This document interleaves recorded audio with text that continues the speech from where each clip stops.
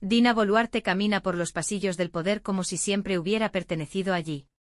Su rostro tranquilo y sus palabras calculadas transmiten seguridad. Pero detrás de esa imagen serena, hay una historia que no todos conocen. Una historia de ambición, pactos silenciosos y decisiones que marcaron el destino de millones. Su ascenso a la presidencia fue inesperado para muchos. Pero para algunos, era parte de un plan perfectamente orquestado.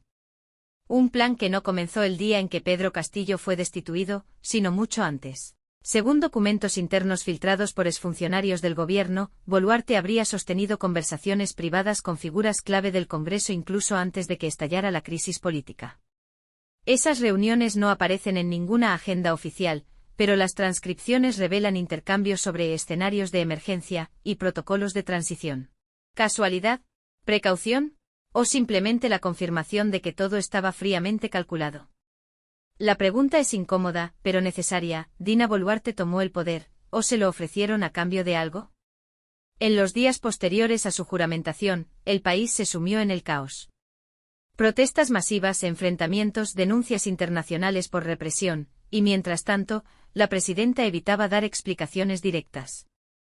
Su silencio fue interpretado por algunos como prudencia, por otros como estrategia. Una estrategia diseñada no para calmar al país, sino para consolidar su posición. En Misterio Político accedimos a una serie de correos electrónicos entre asesores presidenciales y representantes de grupos económicos poderosos. En esos mensajes, fechados semanas antes de la destitución de Castillo, se discuten posibles reformas, proyectos de ley, e incluso nombres para futuros ministros. Todo antes de que Boluarte fuera oficialmente presidenta. ¿Es posible que su gobierno ya estuviera en marcha antes de asumir el cargo? Y si eso es cierto, ¿quiénes están realmente detrás del trono? Algunos analistas señalan que Boluarte actúa como una figura intermedia, una presidenta de transición, pero no al servicio del pueblo, sino de intereses mucho más antiguos y consolidados en la historia política peruana.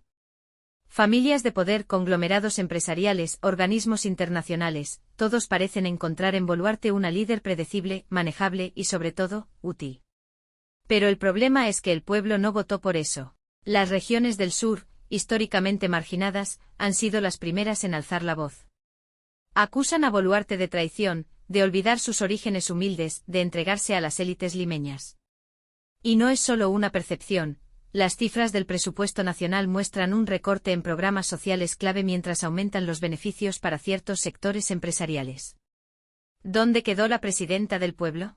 Además, se han filtrado audios donde se escucha a asesores cercanos hablando sobre controlar la narrativa mediática y aislar a los líderes regionales incómodos.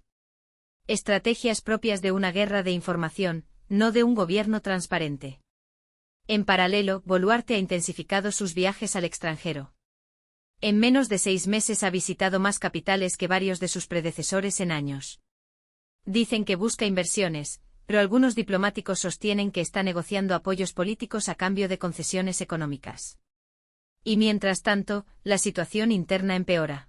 El Congreso se fragmenta, los ministros rotan como fichas de ajedrez y la población pierde la fe. Pero Dina sigue firme. Inmóvil ante la presión, resistente a los cuestionamientos, inquebrantable en su discurso. ¿Es fuerza, o frialdad? Las cámaras la muestran como una mujer decidida. Pero detrás de escena, varios excolaboradores han comenzado a hablar. Denuncian un entorno cerrado, dominado por asesores leales que filtran toda información, castigan la disidencia y manejan la agenda presidencial con puño de hierro. Algunos incluso comparan su estilo con regímenes autoritarios del pasado. La pregunta vuelve a surgir: ¿quién es realmente Dina Boluarte? ¿Una líder pragmática tratando de sobrevivir en un país ingobernable? ¿O una marioneta cuidadosamente posicionada por los verdaderos dueños del poder? En Misterio Político no damos respuestas fáciles. Pero tampoco ignoramos las señales. Y las señales indican que lo que ocurre en el Perú hoy es solo la superficie. Que bajo los discursos de unidad y reconciliación se esconde una lucha brutal por el control del país. Una lucha en la que Boluarte no solo participa, sino que quizás lidera sin que lo sepamos. El tiempo dirá si su nombre quedará en la historia como el de una estadista que enfrentó la crisis con valentía, o como el de una figura que permitió, en silencio, que las sombras gobernaran. Suscríbete a Misterio Político y acompáñanos en este viaje al lado oscuro de la política peruana.